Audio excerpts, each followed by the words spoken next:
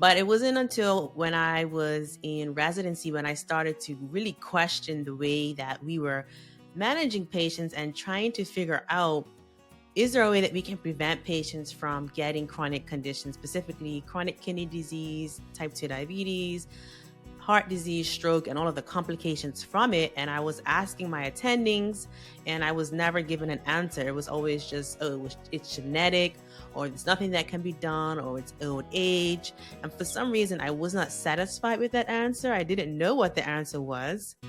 This is the Healthy Lifestyle Solutions podcast, and I'm your host, Maya Acosta. If you're willing to go with me, together we can discover how simple lifestyle choices can help improve our quality of life.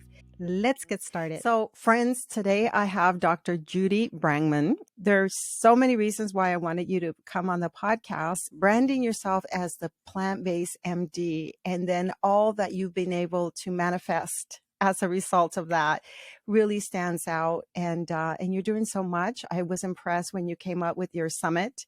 I think it was during the pandemic to address a need that many people were overlooking. So I really admire you, and welcome to the show. Thank you so much, Maya. I am so excited to be here, and I've been following you and your business, your podcast as well for the past couple of years, and I'm so excited to be here on your podcast today. Thank you. Thank you so much. So let's introduce you to my listeners. Like I said, you're known as a plant-based MD. I'm interested in knowing, how did you come to this way of life? Because you are from the Caribbean. And so let's start from there. How did you know you wanted to go into medicine? And then how did you even learn about lifestyle medicine and plant-based nutrition? Oh, wow. Okay. So, yes, I did grow up in Bermuda, where I'm from. And we grew up predominantly vegetarian in a Seventh-day Adventist household. So I'm sure many of your listeners may be familiar with Loma Linda, the Blue Zones, the Seventh-day Adventists. So vegetarianism, veganism was something that I was always familiar with, but I was never interested in being fully vegan or fully plant-based. We ate meat on occasion and dairy pretty regularly. But it wasn't until when I was in residency when I started to really question the way that we were managing patients and trying to figure out, is there a way that we can prevent patients from getting chronic conditions, specifically chronic kidney disease, type 2 diabetes, heart disease, stroke, and all of the complications from it? And I was asking my attendings, and I was never given an answer. It was always just, oh, it's genetic, or there's nothing that can be done, or it's old age. And for some reason, I was not satisfied with that answer. I didn't know what the answer was. But fast forward to when I was a few years later, I just discovered plant-based nutrition. I met someone who had been able to come off all medications for their type 2 diabetes, and I was blown away. And at first I thought he was making it up and exaggerating because I had never heard that that was possible. And so after that, I just kind of went down a rabbit hole on PubMed and started looking up a variety of articles. And I was blown away by one, there are research articles about plant-based nutrition, because I always thought that there wasn't, there was not evidence. It's not evidence-based. That's what I thought. And I was just blown away that not only is there a substantial amount of reputable studies and evidence there, but there's also a growing number of people, like real people, that have actually had results from changing the way that they eat to a more of a plant-based diet. And I had not heard anyone else speak of those results. Anyone in my training, anyone who follows any other diet, I have not heard them consistently say that, yes, when our patients eat this way, they get these results. And so as an internal medicine physician who treats diabetes, hypertension, stroke, those are the big three, heart disease as well, kidney disease on a regular basis, I said to myself, my goodness, if more people knew this information, we could reduce the chronic disease burden in America, which in essence would lower the cost of health care, lower the cost of healthcare spending for the individual, and make an impact on the whole country as a whole. So to me, it's not even just about the individual. I see it as having an impact on the whole country as a whole. And so that's how I discovered lifestyle medicine. And I really have not looked back since. It's changed the way that I practice. It's given me a more hopeful outlook when I have a patient that comes to me with a chronic medical condition, in that not only do I prescribe medication where indicated, but I also address the underlying problem, which is a key difference between practicing as a lifestyle medicine provider versus not. You address diet, exercise, sleep, stress, and other lifestyle habits, and work with the patient to modify those areas that could be improved so that over time they can improve their blood pressure, improve their blood sugars, and lose weight. You started, Dr. Judy, early in your career during residency, kind of having this forward thinking, questioning what you were being taught. I often say that, my husband was being told at the time that he was in training that you can't reverse atherosclerosis. And he was learning this at the same time that Dr. Ornish was reversing atherosclerosis. Isn't that interesting? So you started to Yes. question early in your career and you did the research. I feel like many physicians just kind of go with the flow, and it's not a criticism. It's just that I think, during your training, it's so intense and you're just trying to get by and you're trying to do what you've been told is right, but you Mhm. questioned everything. And as a result, I feel like you play a big role in how you're influencing other physicians as well, because of this momentum that you have built. Um, any idea what the prevalence is in Bermuda for some of these conditions that you treat here in the States? So I know that in the US for diabetes, the prevalence is about 10%. And Bermuda, it's probably around the same or maybe a little bit higher. They don't have as much publicly reported public health data readily available as the US, but I think it's probably around the same. The obesity rates are rising as well, and as well as heart disease, which heart disease is the number one cause of death in the US, and it's a major cause of comorbidity and mortality. And so if we can impact someone's life and help them to improve those modifiable factors, it can really have an impact for their life, but also the life of the children. And I think it's really Mm-hmm. important for physicians to really understand and believe in the power of healthy eating. Let's just say patients really do take their cues from doctors. Yes, yes. You and I recently attended the Lifestyle Medicine Conference in Orlando, Florida, and it was like, yay, it's so exciting to come Mhm. back together. One thing that really stood out was how important this year it was to focus on the HEAL initiative, so health equity through lifestyle medicine.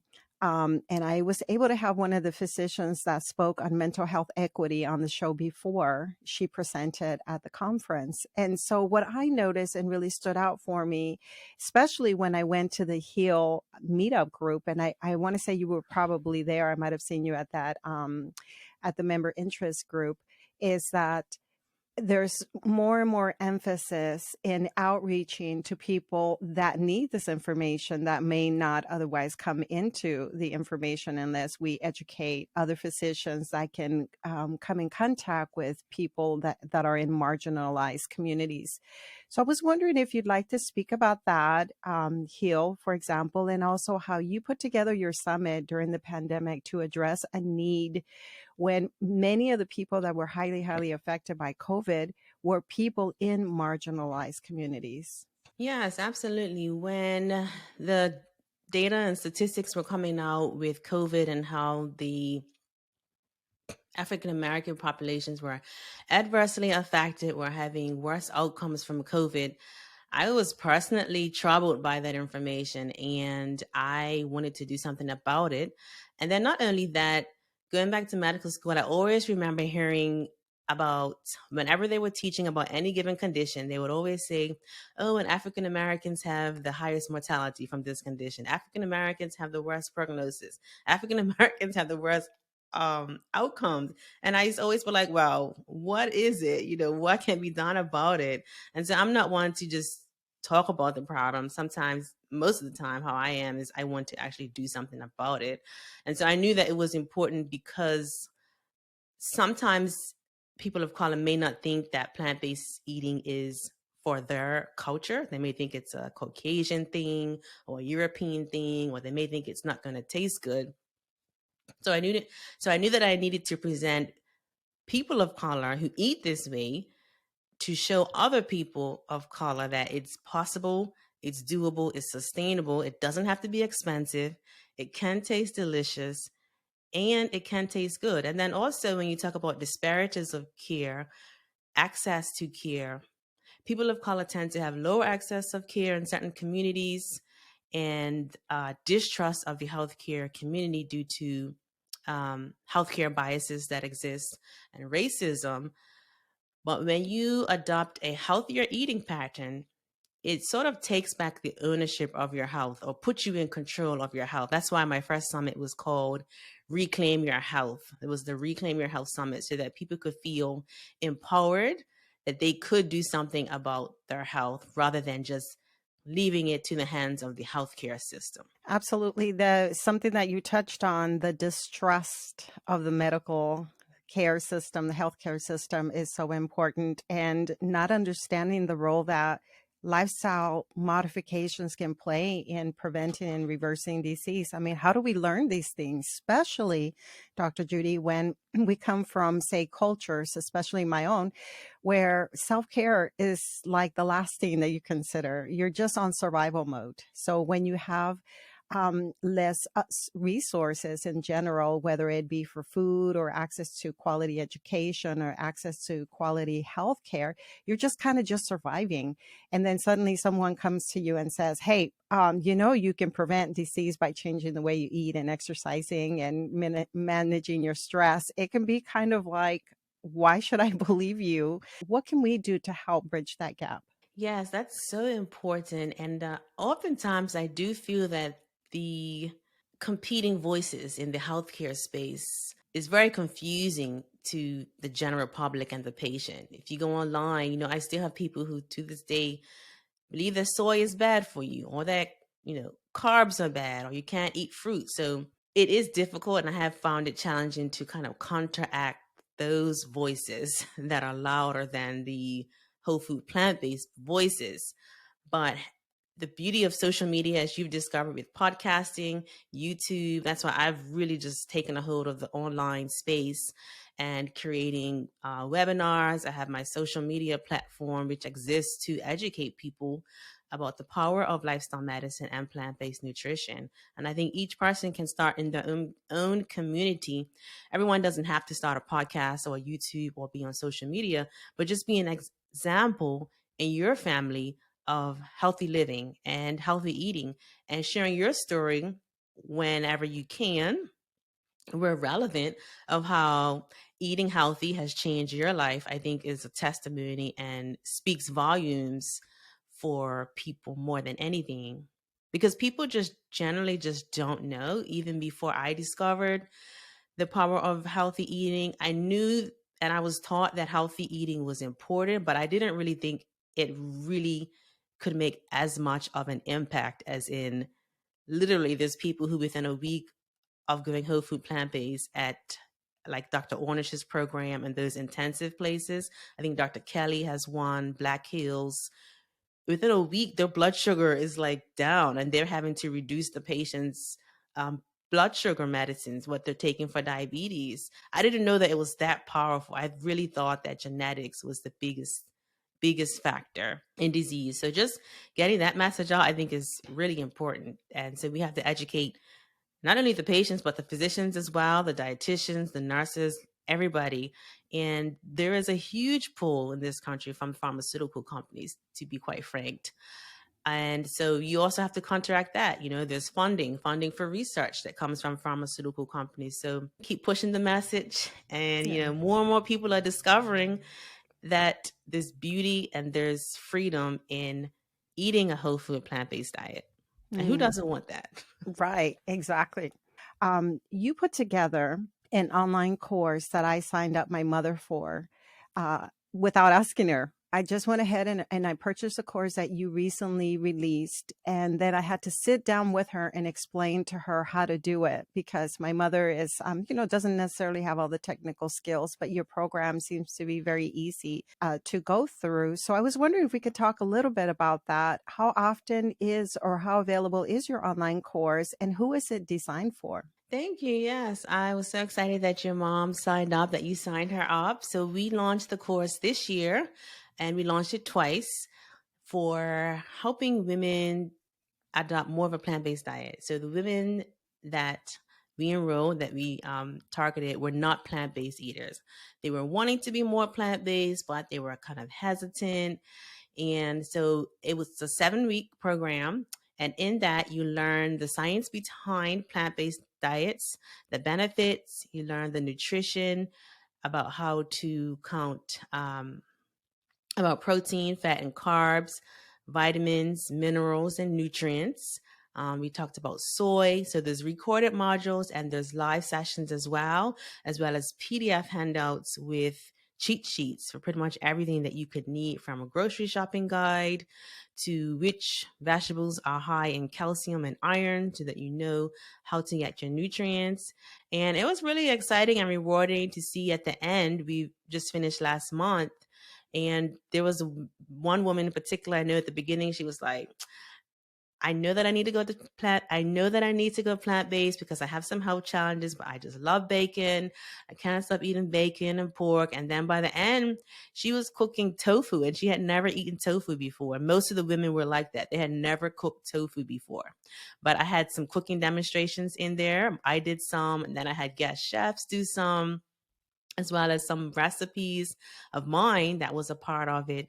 So that was really exciting at the end, that they were comfortable cooking more plant-based meals, that they were also enjoying it as well.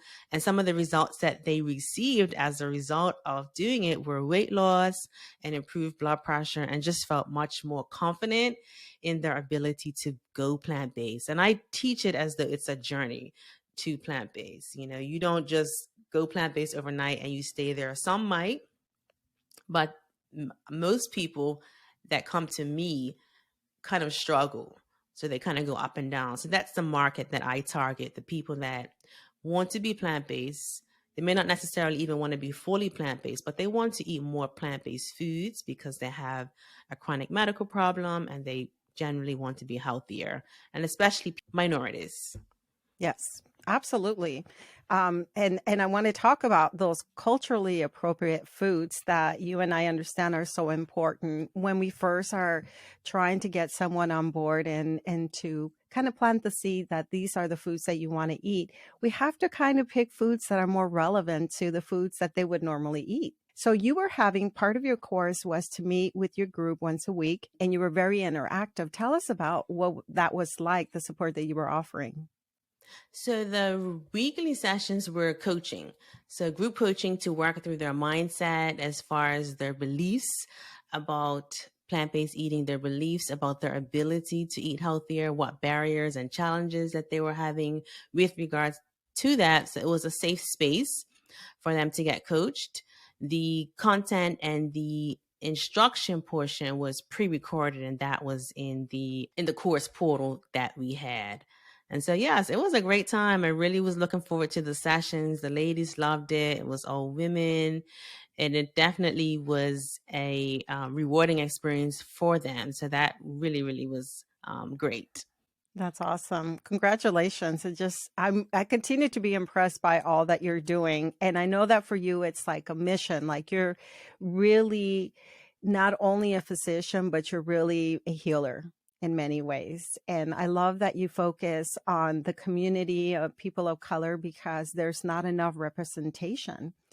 And as a matter of fact, you Mhm. started earlier by saying that some of the conditions that you treat are really found in the African American or people of color communities, like the hypertension and the heart disease and the type 2 diabetes. Are there any successes that you can share with us about how you've been able to help improve some of those conditions? Yeah, so I've had patients who, I talk about nutrition with all of my patients, and I do a quick assessment where I ask them how many fruits and vegetables do they eat in a day. And most people only eat one or two, which is way below what we should be eating, which is at least 5 or 6.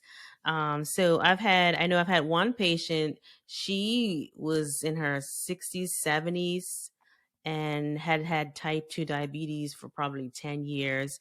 It was her first time seeing me in clinic as her primary care doctor. This was a few years ago. And she was a smoker as well. North Carolina eats pork, bacon, everything, soda. And so I kind of worked with her and inspired her to eat more vegetables and cut back on the bacon. Just two simple things. I wasn't trying to encourage people to try and do everything overnight. I was like, eat more fruits and vegetables. And we came up with a plan as to exactly how many she was going to eat. Something so simple. And I really wasn't even so sure it would work because I wasn't telling her to go fully plant-based. This is just the power of even small changes.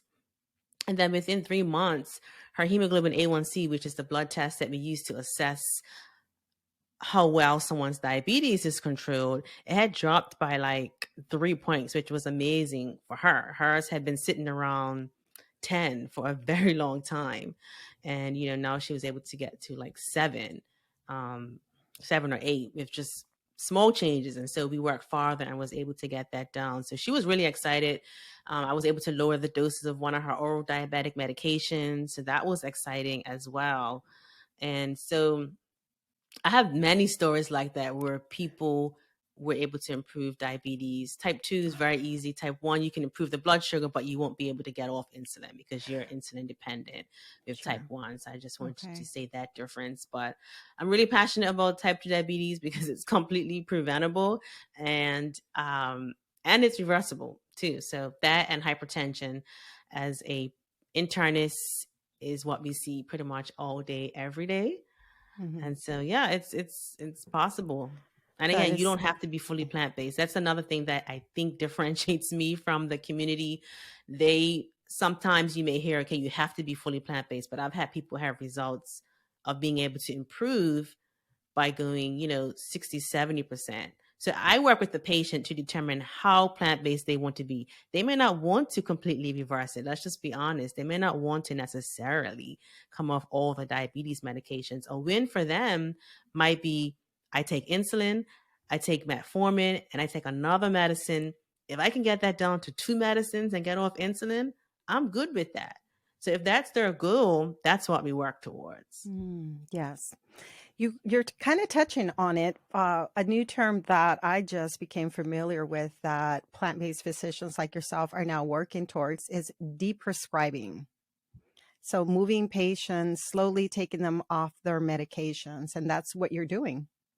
Yes, and I do that with my virtual telehealth practice that we started this year as well, New All Health, lifestyle medicine, working with patients who specifically have a chronic medical condition, particularly either excess weight, diabetes, hypertension, issue of stroke. I want to work with the holistic lifestyle medicine plant-based physician to improve their numbers, improve their outcomes, Mm-hmm. so that they can essentially improve their overall health and thrive and live well. And of course, take less medications where possible. So yes, I am very comfortable deprescribing. And that's one thing as a lifestyle medicine doctor that I actually love to do. Instead of just prescribing medicines and saying, you're on this forever, come see me in 3 months for a refill. I'm more inclined to kind of, okay, every time the patient comes in, I'm looking at the medication list. Can we discontinue some of these medicines? Has the time passed for them to complete it? There's some medicines that people just end up on for years and they're not supposed to be, like proton pump inhibitors, for example. There's other medicines that sometimes just stay on the patient's medication list, but unless you're actively thinking, okay, does the patient still need this medication? Polypharmacy, that's what we call it. We see it a lot in the hospital setting. A patient's taking 30 medicines, some of them are duplicates, and yeah. Yeah, how frustrating. So now you just touched on your telemedicine practice. What states are you licensed in? So right now I'm just licensed in North Carolina and California, but planning to add more states in the future. Mm-hmm. Are you going to add Texas? Yes, Texas is one of the ones on the list as well. If people want to, yeah, Texas is one of the ones on the list. And the reason I ask is we're often approached in person and we're asked about plant-based physicians. And believe it or not, I'm in Dallas. I still don't know another plant-based physician. It's people are not jumping on board so Mm. quickly here in Dallas. And so I've been trying to, continue to have that conversation about how telemedicine can be just as effective, especially if you're working with a plant-based physician, because they take all of the lifestyle modifications and pillars into consideration, right? As opposed to your physician who might only run the labs and then prescribe you medication. They might not ask you about stress or whether you're exercising or anything like that. I don't know, but tell us more about that. How can we help convince people that telemedicine is a good way to go as well? Yes, I think for lifestyle medicine, telehealth works really well. You would see your primary doctor, at least for your annual physical or for anything that you need to be seen in person for, like acute sick visits. But for the lifestyle medicine piece, where the visits need to be longer, 30 minutes is a minimal that is really going to be effective for a lifestyle medicine visit. But really, even an hour is what most practices have for the initial. And it's what I do as well, an hour for the initial. So you need more time for that. And so it really works well for a telehealth visit because you can see the patient from the comfort of your home. Hmm. And, we can order labs through LabCorp just the same way. And that way we can even adjust medications, prescribe medications, deprescribe to the pharmacy. So there's a lot that you can do with telehealth. And COVID Hmm. has really opened up the world and people's mind to telehealth as being a effective way to receive medical care. You don't have to physically go to the office for some of Hmm. these conditions. Yeah, you're right. I mean, the way we learn to think about how we do things differently during the pandemic and a couple of other things. So I know, hypertension is really prevalent, hypertension and heart disease in communities of color. The one thing that really surprises me, and I don't know because I'm not a doctor, obviously, but hypertension is one of those conditions that when you treat it appropriately with medication and with the right foods can actually significantly be improved. Is that right? Yes, definitely. Hypertension is one of those lifestyle related chronic diseases related to your stress levels, whether you smoke, your diet, whether it's full of salty foods and processed and fatty foods, whether you're eating a lot of meat, exercise levels also affects your blood pressure as well, and then your weight as well. So lifestyle medicine, or the six pillars of lifestyle medicine, do help to address hypertension. And hypertension is very common, especially in the African American community as well. And, I see patients that are in their 20s and 30s that have hypertension.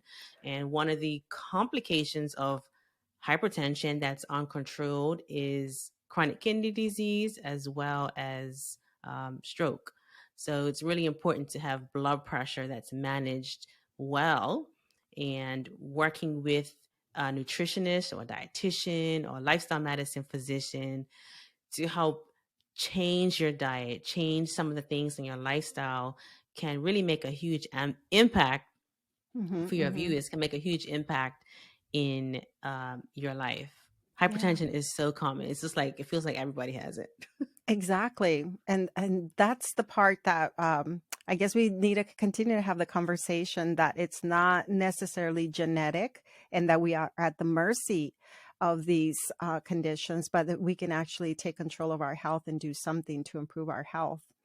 Is Yeah. there anything else that you'd like to share with my listeners? I have listeners from all walks of life, but mainly women. And we know that women are the ones that tend to look into these kind of resources. And then we bring Mhm. the information to our homes and hopefully help impact everyone else. But what else should we know about health or lifestyle medicine? I would say takeaway would be to simple, small steps can actually make a big impact in your health over time. So, taking an assessment of where you are today as far as your eating, healthy eating, plant based eating, and seeing if there's something that you can improve, one small change, whether it's, let's say, I'm going to eat green leafy vegetables every day, one serving. I'm going to eat two more servings of vegetables every day. Something that's small can actually have an improvement and you will notice dramatic improvements over time. So small changes do matter. I also want to add that there's a book that I like called Atomic Habits, and it's by James Clear, and it talks about how to create healthy habits or habits in general. How do you create them? So that's a good book to look at, and it talks about essentially making that habit easy, accessible, and attractive. So if you're trying to eat healthy, don't have unhealthy food in your house. Make Hmm. it accessible for you to eat healthy, especially if you're someone that in the evening may crave unhealthy food. You're less likely to eat a bag of chips if you don't have it in the house. If you have to get in your car, get dressed, go to the grocery store and get it, you're creating a lot of barriers for you. So that's going to be better as opposed to having chips in the house. So that's an example that I use. I just don't keep junk in my house. If anyone wants to reach out to me, they can find me on the Plant Based MD on Instagram, Facebook, or they can email me info at the Plant Based MD. Again, I'm in North Carolina, and I would love to connect with your viewers and help them to get on the path to healthier eating and living. Yes, thank you. And let me ask you for 2023, what can we expect from you and when is your next summit? For 2023, I'm working on some new offers, actually. The course will be modified a little bit. So we haven't kind of um, released or announced, what the plans will be, but we're working on something new for 2023. So if you, to stay updated on what we're releasing and when, go to my website, The Plant Based MD, and you can subscribe to my email list there. Okay. Exciting. And I know that I asked you when I saw you in person. I want to say that I asked you, but is there a podcast on the way for the plant-based MD? Yes, I have been thinking about it, and I'm sort of looking into it. I think I was talking with you a little bit about podcasts, actually. So yeah, Mhm. so podcast seemingly is the way to go. I've been going back and forth between do I do YouTube or podcast, but I think I'm going to do a podcast and just send it to YouTube. Yes, exactly. Well, because you already interview so many people for your summit and other things, you're so interactive, and I consider you a leader in bringing awareness to the community. I want to say it was probably in 2020 you had Yeah. Dr. Columbus Batiste, who is a cardiologist, who came out with a series of addressing what he calls slave food. And that really touched me. And it really made a lot of sense that our communities and really people of color sometimes, like I said, may have limited resources, maybe on survivor mode. So for us, it's so hard. And I say us because I did come from poverty, and I'm starting to talk more and more about that to my listeners. But you do the best that you can. I've also worked with students when I was an elementary school teacher. Um, of immigrants, Mexican immigrants, and from all Latin America. And when you're struggling like that, you're just doing the best that you can when it comes to food. You're Oh, just yeah. buying whatever you can afford to buy. So it's not many times when we want to talk to these communities, we're not wanting to criticize or attack. What we want to do is encourage you to go back to your original foods, right, Dr. Judy? The foods that our Yes. cultures once embraced that were healthy for us. Yes, absolutely. That's so important. And it takes a mindset shift, like we mentioned earlier, about what to be viewed about food. What are our beliefs about plant-based diets, for example? Because sometimes people have limiting beliefs about healthy eating. They think healthy food doesn't taste good, or they Hmm. may think plant-based food doesn't taste good, or it's different than their cultural food. But I love when people are able to prepare the food in a way that speaks to different ethnic communities. That's really important too. Flavorful, seasoned, using the similar seasonings that they use. Like one thing that I do that's like a staple now that people always ask for when I go places for lunch at a friend's house is jerk tofu. I cook it on my stove in a cast iron skillet, but I use a jerk seasoning to season the tofu. And it tastes really, really good. And people that are meat eaters love it. People that are not vegan love it. So that's just one simple way, curry tofu for, I'm Caribbean, from Bermuda. So whatever your ethnic background is, take those recipes and substitute the meat. And Yep. Google is your friend. My mom is always talking about Google. There's like, you can Google anything: vegan Alfredo sauce, vegan barbecue, and you will find a recipe. And just experiment and just think of it as an experiment for your health. It may not That, taste good the first time you make it, but just keep trying, changing the recipe, trust yourself, taste it, and over time, you'll find that you're getting better and better at cooking it. yeah. I've only learned about harissa in the last 2 or Mhm. 3 years, the harissa spice, and that Yeah. was because I had ordered a meal plan that was arriving every week, and it introduces you to a variety of spices, and now I keep it at home, and I put it on almost Awesome. everything now. But that's how you learn. And when I Yeah. travel with a lot of different spices, and while people focus on salt and pepper as being the main spices, I have like the selection of things that I'm used to cooking with. And my mom's just like, she even says sometimes, stop adding spices. And I'm like, no, mom, this is how we eat. Right? You gotta flavor it. That's That's right. awesome. Yeah. I And love that. I have so much fun with this way of living. Dr. Judy, as you know, we're wrapping up. I just kind of want to emphasize again that what really stood out for me about your offerings and your work is what we call brand awareness. And many times I have people come on the show or other leaders in the community that I speak with have so much to offer, but they shy away from social media. And I have to always say, how are people going to know about you if you don't put yourself out there? I know that for physicians, just in general, you stay busy, and then you go back to train to learn about plant-based nutrition and about lifestyle medicine. So I know that sometimes we may be asking for so much, and then of course having a team that can help you to not only create your content for social media, but just the content in general for your website. So, how important, I guess my question is then, how important is brand awareness for people that are trained in lifestyle medicine and plant-based nutrition?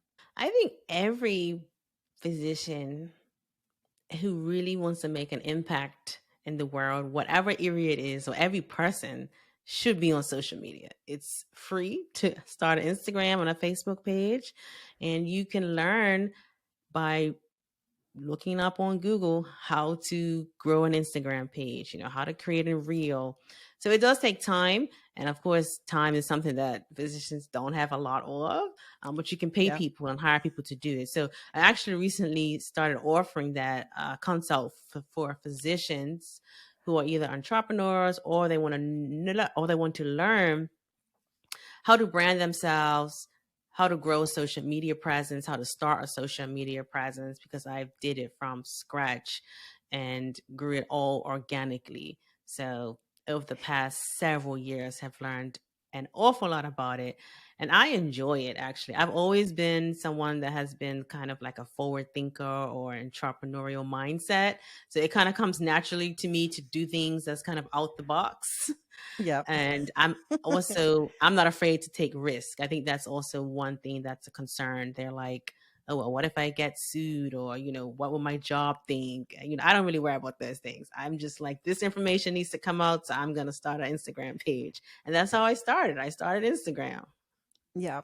And like I said, everything that you do well. So tell me a Thank little bit you. more. I don't know if your program is ready. They can consult me and our consult to evaluate what they're doing as far as their Instagram, or questions that they may have about starting Instagram, Facebook, social media, being an influencer, branding, all of those things that come with starting a business.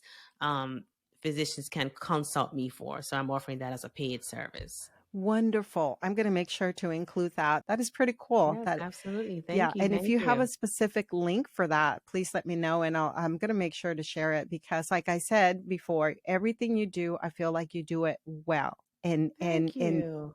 professional and great quality content that you put together. So I'm excited to see what you're going to do for 2023.